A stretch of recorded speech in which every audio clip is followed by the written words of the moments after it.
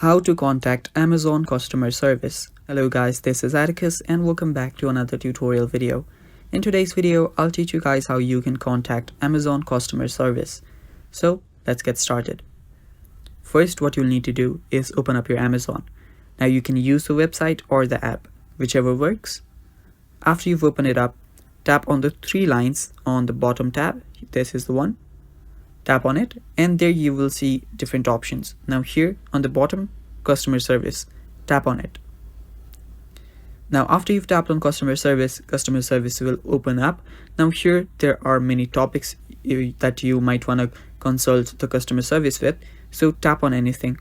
So let me just go in with login and security, and here they will ask you how they can help you with. Now here email communication preferences, password, email or login. I'm just gonna tap on whichever I want, and here tap on I need more help, and after you do that you can chat with them. Now here tap on start chatting now, and here you can chat with the customer service. Now you can also send an email to them, but chatting is more helpful, and you can consult with them how you can fix your problems.